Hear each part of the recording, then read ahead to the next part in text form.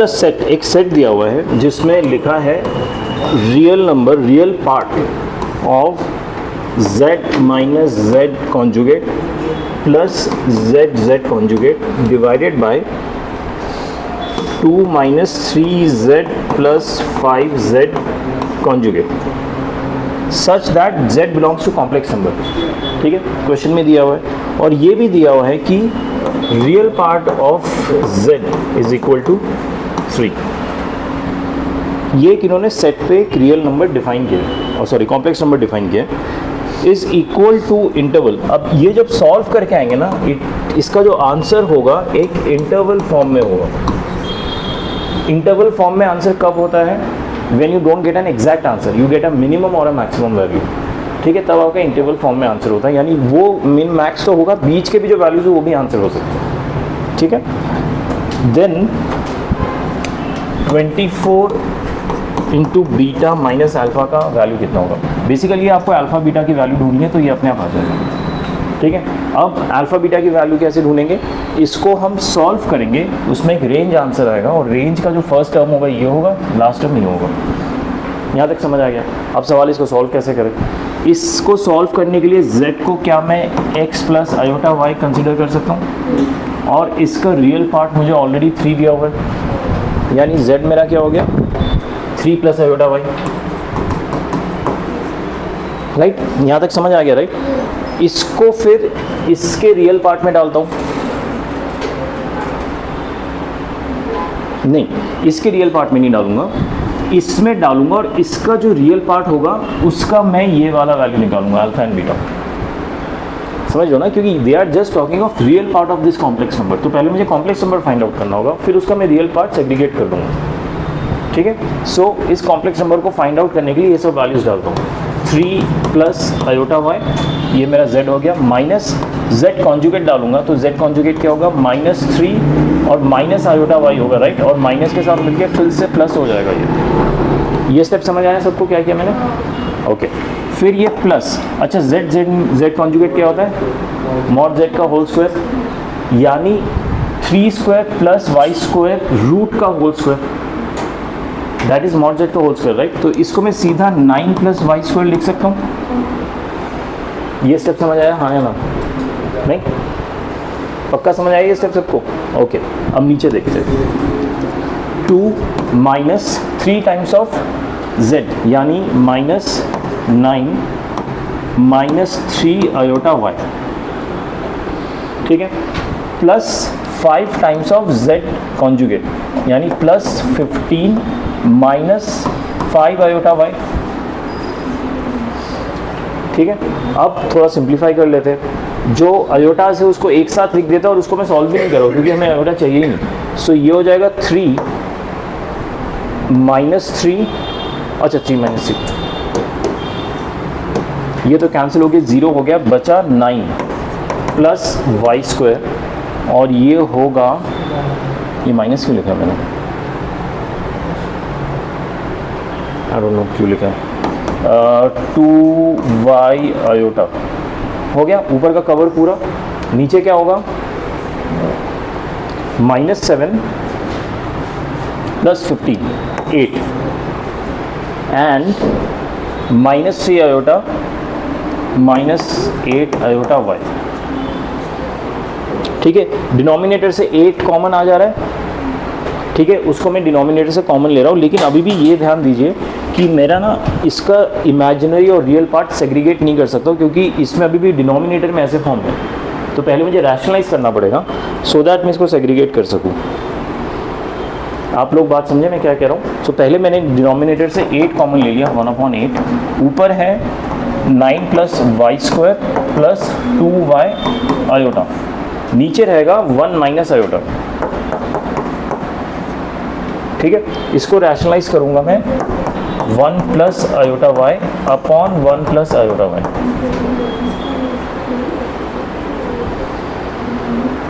ये स्टेप समझ आ रही कि नहीं? और ये 1 माइनस 1/8 पूरा बाहर है। प्लीज़ कीप अ ट्रैक कि मैं कहाँ पे गलती करने वाला हूँ।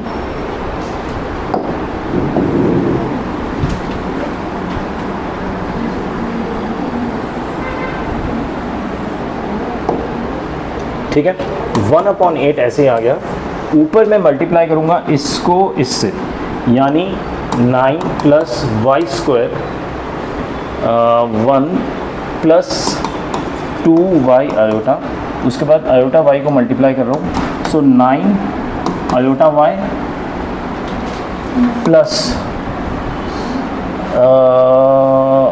y³ iota plus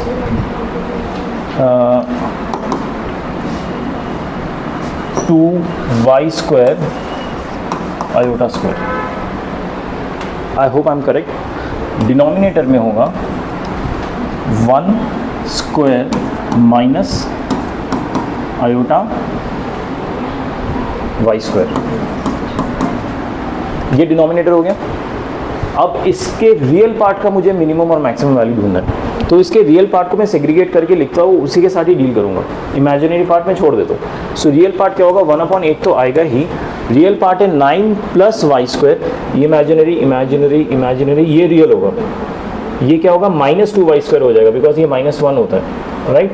so -2y² और ये मिलके क्या होगा, -y², 9 - y²। ये स्टेप समझ आए क्या क्या मैंने? ओके, डिवाइडेड बाय ये होगा 1 + y²। ये मेरा रियल पार्ट। अब इसका मैक्सिमम वैल्यू और मिनिमम वैल्यू ढूंढना है। मैक्सिमम मिनिमम वैल्यू ढूंढने का क्या तरीका है, समहाउ मुझे होल स्क्वायर में कन्वर्ट करना पड़ेगा, ठीक है। अब इसमें होल स्क्वायर की इतनी ज़रूरत नहीं है, क्योंकि यहाँ पे ऑलरेडी ना एक ही टर्म है और दोनों स्क्वायर में अवेलेबल है। बट प्रॉब्लम ये है कि ये न्यूमरेटर डिनोमिनेटर दोनों जगह, अगर एक जगह होता है ना तो हम इसको जज कर सकते हैं। अब ये दो जगह पे, इसलिए जजमेंट थोड़ा मुश्किल होता है। तो मैं इसको पहले एक जगह पे लाने की कोशिश करता हूँ, ठीक है, कि एक ही y² रहे। I can write it as 1/8। अब मैं ये जो डिनोमिनेटर का टर्म है इसको न्यूमरेटर में भी रेप्लिकेट करूँगा।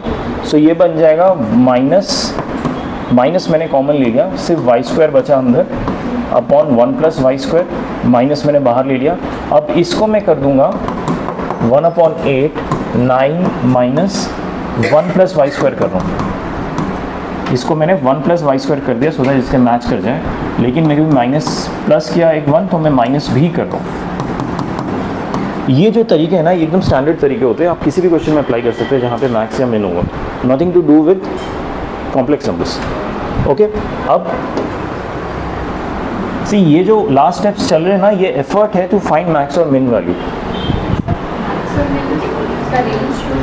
वही तो मैक्स और मिन होगा ना। मैक्स और मिन ही तो रेंज डिफाइन करा ना, मतलब अल्फा इसका मैक्स है और बीटा इसका मिन है। और सॉरी, अल्फा मिन है, बीटा इसका मैक्स है। समझ आ रहा है ना? इसको मैं अब लिखूंगा, देखिए 1/8। ये जो -1 है इसको मैं ब्रैकेट से बाहर ले आऊँगा तो क्या हो जाएगा, +1, ठीक है।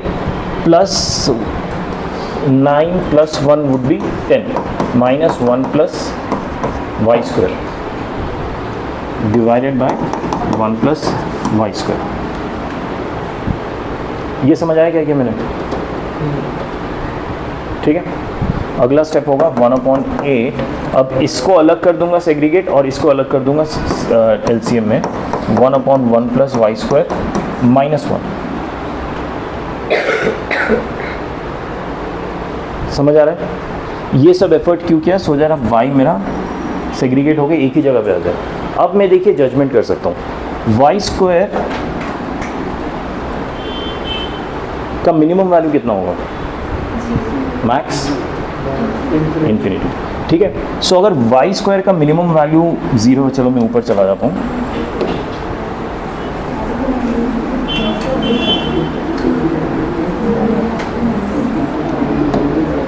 y² का मिनिमम वैल्यू 0 है, तो 1 + y² का मिनिमम वैल्यू कितना होगा, 1।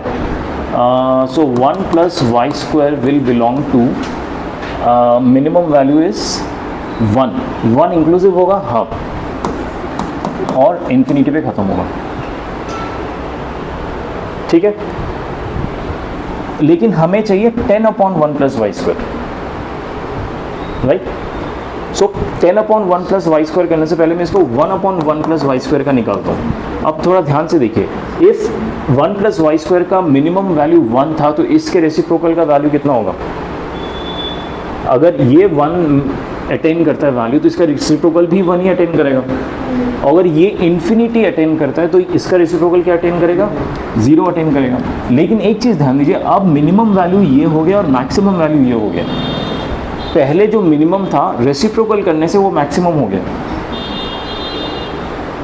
ठीक है, और पहले जो मैक्स था रेसिप्रोकल करने पे वो मिनिमम हो गया, क्योंकि 0 1 से छोटा है। समझ आया? ये सब स्टेप्स ध्यान रखिए, इस क्वेश्चन में नहीं तो किसी और क्वेश्चन में आपको काम ही आने वाला है ये चीज़, ठीक है, इस टाइप का thought process. So this belongs to 0 and 1। Can I write it like this? Can I?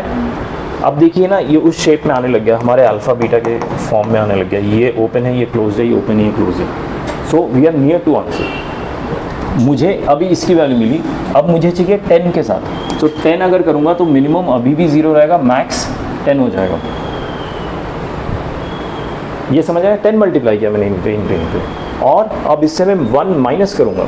So 10/1 plus y square minus 1 will belong to, इससे 1 माइनस करूँगा, इससे 1 माइनस करूँगा, इससे 1 माइनस किया तो क्या बचेगा? The only thing it won't be closed, it would be open. इससे 1 माइनस किया तो -1 बचेगा, इससे 1 माइनस किया तो 9 बचेगा।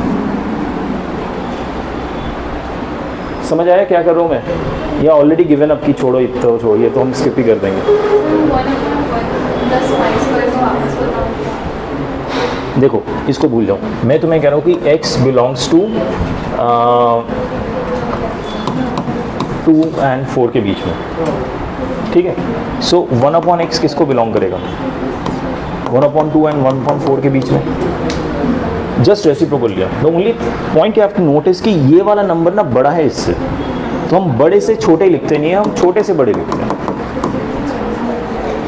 ठीक है। That's the only thing. ये आंसर अगर रेसिप्रोकल लेंगे तो ये 1 आ जाएगा और ये 0 आ जाएगा, लेकिन 1 और 0 बड़े से छोटा हो गया, मैं इसको छोटे से बड़ा कर दिया, ठीक है। That's the thing you have to keep in mind. Bracket अभी भी सेम है, जो यहाँ पे क्लोज ब्रैकेट था मैंने उसको रिवर्स करके यहीं पे क्लोज ब्रैकेट रखा, जो ये ओपन था ये अभी भी ओपन ही है, ठीक है। एनीवेज यहाँ तक समझ आ गया। इसमें एक जो लास्ट स्टेप है ये 1/8 मल्टीप्लाई करना है, तो मैं वो भी कर देता हूँ। यहाँ पे 1/8 मल्टीप्लाई किया, ये -1/8, ये 9/8 आ गया, ठीक है। सो यही मुझे फाइनल टर्म चाहिए था और ये फाइनल टर्म आ गया, यानी अल्फा की वैल्यू क्या हो गई? -1/8, बीटा की वैल्यू हो गई 9/8। हमें निकालना क्या है? 24 बीटा माइनस अल्फा, राइट। तो 24 बीटा कितना है? 9/8 माइनस अल्फा मतलब +1/8, यानी 10/8। Okay, 24 into 10/8। अच्छा 8 3 = 24, 30।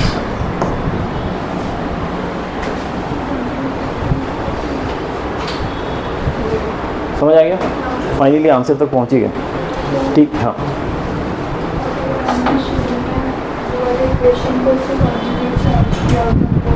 वो वाली इक्वेशन को सिर्फ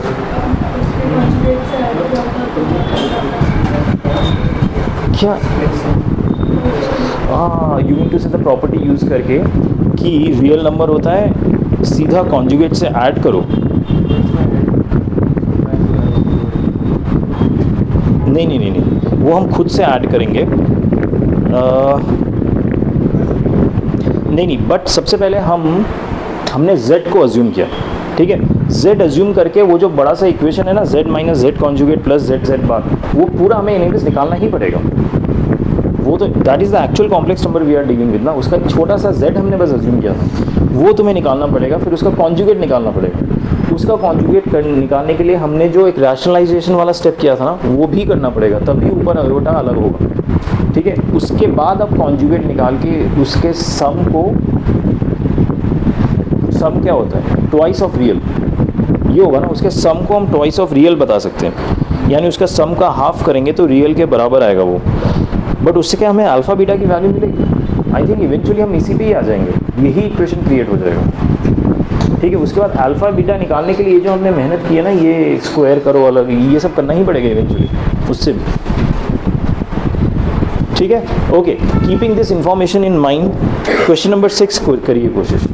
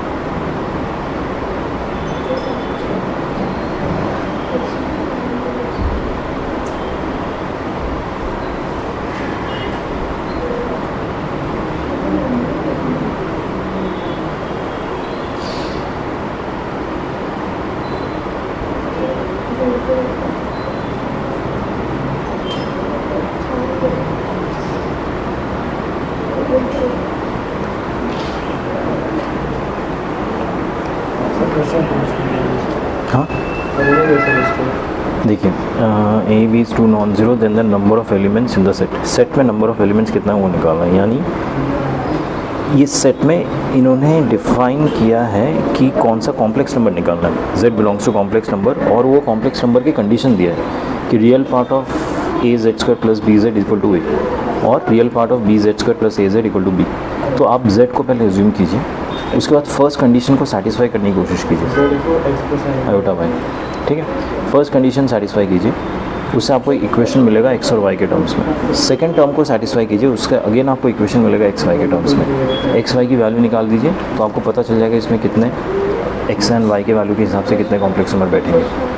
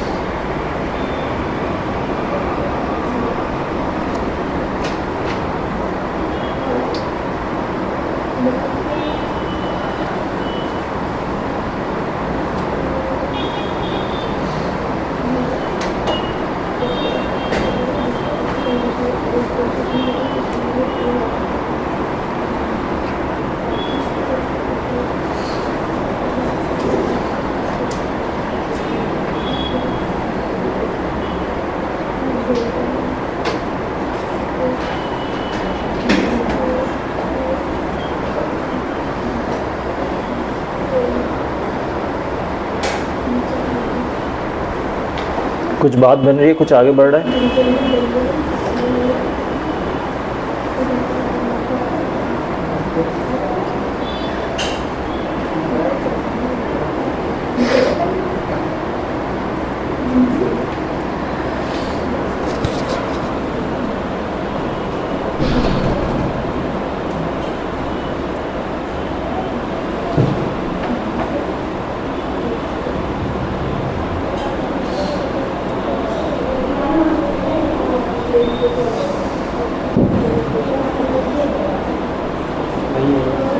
बताता हूँ।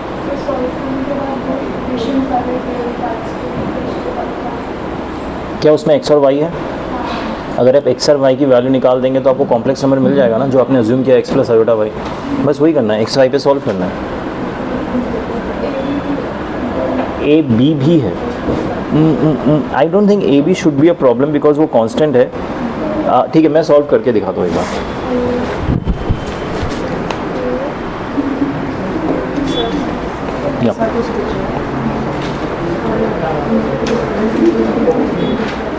हाँ, आई थिंक इस पर कंपेयर भी करना है ना आपको। फिर आपने I think the approach is correct, but कहाँ पे एंड अप होता है वो देखते हैं। ठीक है, क्वेश्चन देखते हैं। A B are two non zero real numbers, that's fine. Then the number of elements, एक सेट दिया हुआ है उसमें नंबर ऑफ एलिमेंट्स पूछा हुआ है। अब इसमें नंबर ऑफ एलिमेंट्स क्या होंगे पहले वो अंडरस्टैंड करते हैं। X such that z belongs to complex number. तो ये जो z है यही एलिमेंट हमें ढूंढना है, but it is a complex number, ये गिवन है क्वेश्चन में। Such that real part of a z square plus b z is equal to what? A, and real part of b z square plus a z equals to b। ठीक है, हमें क्या find out करना है? ऐसे complex number z जो इस set को बिलोंग करते हैं एंड इन दोनों कंडीशंस को सेटिस्फाई भी करते हैं। ठीक है, इस टाइप के कॉम्प्लेक्स नंबर फाइंड आउट करने। तो स्टैंडर्ड अप्रोच, पहले z को अज्यूम कीजिए, z equal to x plus iota y, ये अजम्पशन है मेरा। ठीक है, फर्स्ट कंडीशन को सेटिस्फाई कराता हूँ। पहले रियल पार्ट निकालने से पहले तो मुझे कॉम्प्लेक्स नंबर निकालना पड़ेगा। ठीक है, कॉम्प्लेक्स नंबर क्या होगा? a इंटू जेड स्क्वायर क्या होगा?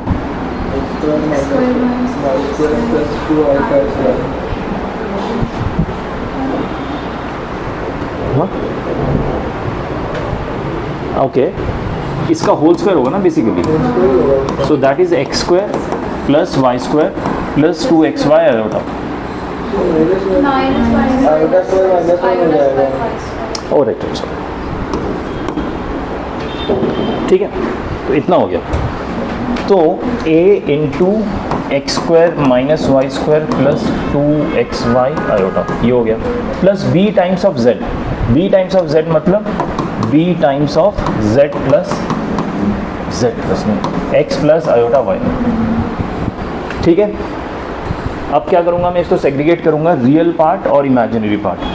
इनफैक्ट मुझे इमेजिनरी पार्ट चाहिए भी नहीं, मैं सेग्रीगेट सिर्फ रियल पार्ट करता हूँ। तो ये हो जाएगा a x square minus a y square, ये इमेजिनरी है छोड़ दो, ये हो जाएगा b x equal to what? a। Given नहीं है? ओ हाँ जी, हाँ, उसके बाद मैं सेकेंड इक्वेशन का भी यही करता हूँ। ठीक है,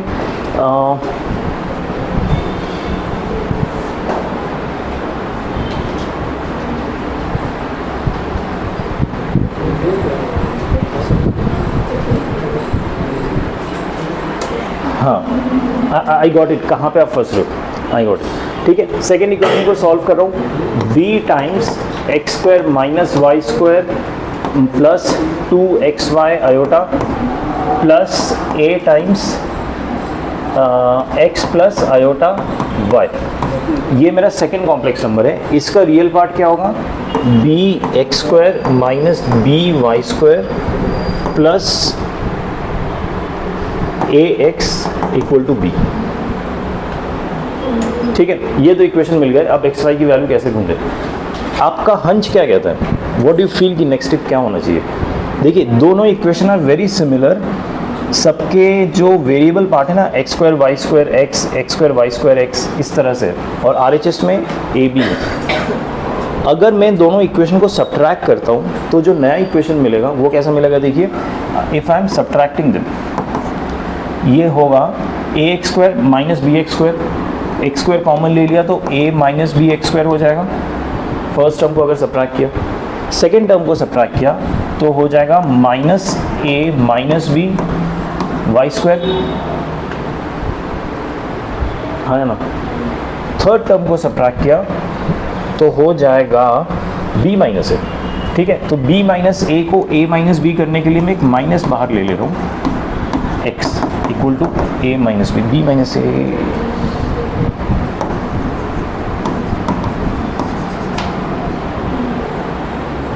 ये बताइए आप लोगों को समझ आया कि नहीं? a minus B x square, फिर ये नेगेटिव कॉमन रख लिया a minus b y square, फिर यहाँ पे b माइनस ए हो रहा था तो मैंने एक नेगेटिव बाहर लेके a माइनस बी कर दिया और RHS में a माइनस बी आ गया।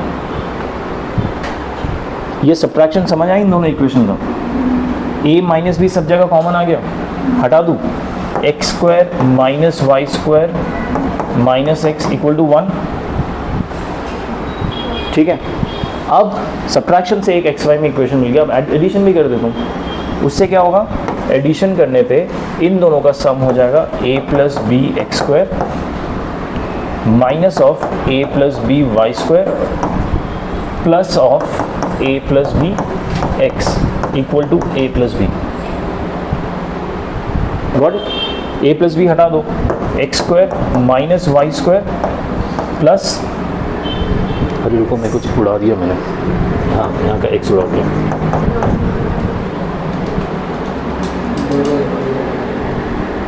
ठीक है, क्या इन दोनों इक्वेशन को यूज़ करके मैं सॉल्व करूँगा?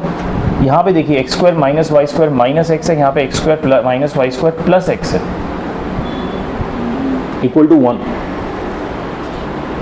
X square minus Y square minus X square minus Y square plus X. तो अगर मैं इन दोनों को सब्ट्रैक्ट करता हूँ ना 1 एंड 2 को आपस में 1 माइनस 2 करता हूँ तो ये दोनों कैंसिल हो जाएंगे, ये दोनों कैंसिल हो जाएंगे, ये हो जाएगा minus x minus minus 2x हो जाएगा। RHS में भी 1 माइनस 1 0 आ जाएगा। समझ आया क्या क्या मैंने? नहीं, इक्वेशन 1 एंड 2 को आपस में सब्ट्रैक्ट किया तो ये आया। x की वैल्यू क्या आ गई? ठीक है, अगर x की वैल्यू 0 आती है तो किसी में भी मैं डाल के y स्क्वायर की वैल्यू क्या आ रही है? y स्क्वायर माइनस 1 आ रहा है। देखिए अब आप ध्यान दीजिए, x और y हमारा क्या था? हमने z नंबर को x plus iota y assume किया था। इसमें x क्या था? मेरा रियल पार्ट था और ये था इमेजिनरी पार्ट। ठीक है, ये जो x एंड y होता है ये कैसे नंबर्स होते हैं? कौन से नंबर टाइप को बिलोंग करते हैं? ये दोनों रियल नंबर होते हैं। आप समझ रहे हैं? आयोटा से मिलके ये इमेजिनरी बनता है, but itself the coefficient itself x and y are always real. हमने स्टार्टिंग ऑफ द चैप्टर में भी पढ़ा था। ठीक है, तो ये भी रियल होना चाहिए, y भी रियल होना चाहिए, लेकिन यहाँ पे y मुझे रियल मिल रहा है। ये मत कह देना y is equal to iota. अगर y आयोटा है, यहाँ पे ऑलरेडी एक आयोटा बैठा है, y is the imaginary part. Imaginary part is always a real number. ठीक है, so y has to be a real number, it can't be a complex number. समझ रहे हो? तो ये जो सोल्यूशन मिला ना, basically it's not a defined solution. So x की वैल्यू तो मिल गई, y की वैल्यू हमें मिल ही नहीं रही, so there is no solution. यानी आंसर 0 है। 0 प्रूफ करने के लिए इतनी मेहनत करनी पड़ती है। देखिए आपको ऑनेस्टली बताओ, इस क्वेश्चन में क्या इस क्वेश्चन में क्या हुआ था? यहाँ तक आप लोग आराम से आ गए थे। यहाँ ये वाला स्टेप, ये वाला स्टेप और कौन सा स्टेप दूसरा? ये वाला, ये दोनों तक आप आ गए थे। इसके बाद एक्स एंड वाई की वैल्यू निकालने में फंस गए थे, राइट? वो ऐसे ही निकलेगा आपका। मुझे थोड़ा सा ध्यान रखना पड़ेगा आपको। वो standard standard x and y को रिप्लेस कर दिया आंसर आ जाएगा, वैसा नहीं होगा। ये सब जुगाड़बाजी सीखना पड़ेगा। इवेंचुअली रियलाइज करेंगे x 0 है, y स्क्वायर माइनस 1 है, so answer does not exist. Answer does not exist मतलब देयर आर नो सॉल्यूशंस। ठीक है, सो 0 आंसर है। ओके, 5 मिनट बचे, क्विकली क्वेश्चन नंबर 5 कर देता है। I promise you this is the easier one of all the 3। ठीक है, क्वेश्चन 5 देखिए।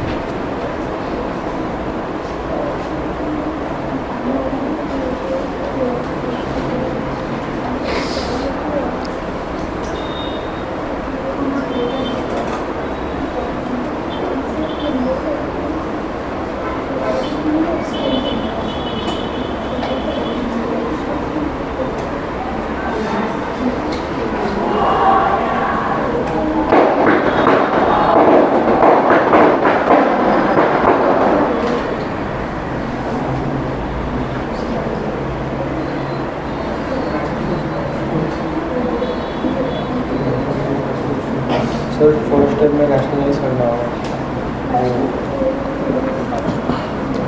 फिर सेग्रीगेट कर दो, फिर प्योरली इमेजिनरी है मतलब रियल पार्ट ज़ीरो होगा, करके देखो क्या आंसर आता है।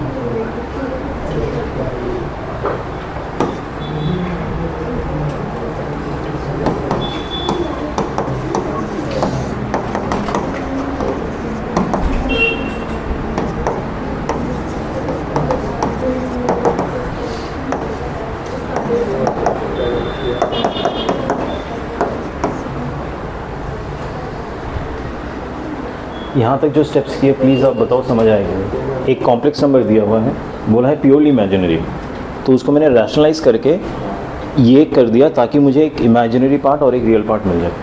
अब प्योरली इमेजिनरी है मतलब रियल पार्ट ज़ीरो होगा, रियल पार्ट ज़ीरो मतलब 1, ये तो इमेजिनरी पार्ट है, ये इमेजिनरी पार्ट है, ये रियल पार्ट है। सो 1 - 2 sin स्क्वायर थीटा अपॉन ये डिनोमिनेटर इक्वल टू 0। इसको क्रॉस मल्टीप्लाई करके 0 कर दिया, बचा 1 - 2 sin square theta equal to 0। इसको सिंप्लीफाई करूँगा तो sin थीटा प्लस माइनस 1/√2 आ गया।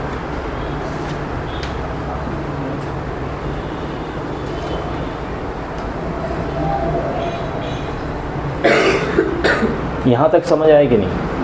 यहाँ पे डाउट है किसी को? प्लीज़ बताइए, क्योंकि इसके आगे है trigonometry and I am sure आप भूल चुके हो, तो मुझे फिर समझाना पड़ेगा। तो यहाँ तक पहले बताओ कि यहाँ तक समझ आए कि नहीं? ठीक है, किसी को डाउट है इस स्टेप में? कहाँ बीच में किसी भी स्टेप में डाउट हो तो बताइए।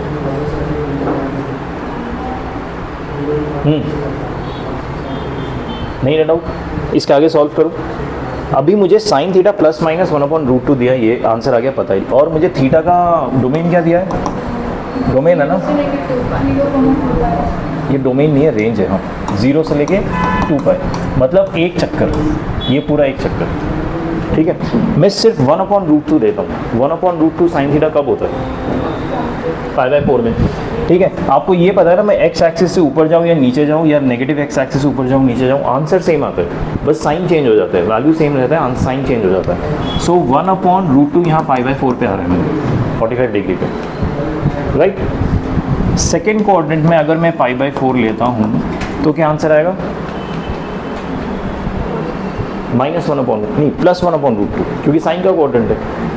यहाँ से यहाँ तक गया तो साइन π/4 इज 1/√2, नीचे भी गया π/4 यहाँ से, तो आंसर आएगा -1/√2, राइट। ये भी मेरा पार्ट ऑफ आंसर है। यहाँ से मैं नीचे गया π/4 तो भी आंसर आ रहा है 1/√2 नेगेटिव में। आ रहा है कि नहीं? यहाँ पे किसी को डाउट है कि नहीं? यानी ये चारों पॉइंट्स मेरे आंसर हो गए, हाँ या ना? ठीक है, सो π/4 मेरा एक आंसर है। हमें क्या निकालना है? सम ऑफ द रूट्स निकालना है, सम ऑफ द एलिमेंट्स। तो एलिमेंट्स क्या है, इसलिए आंसर सोल्यूशन क्या है, जो सोल्यूशन आएंगे। तो एक सोल्यूशन है ये वाला π/4, ये वाले का वैल्यू क्या होगा?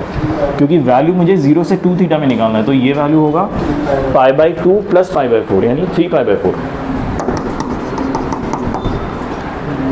ठीक है, ये वाला वैल्यू कितना होगा? पाई + π/4 यानी 5π/4।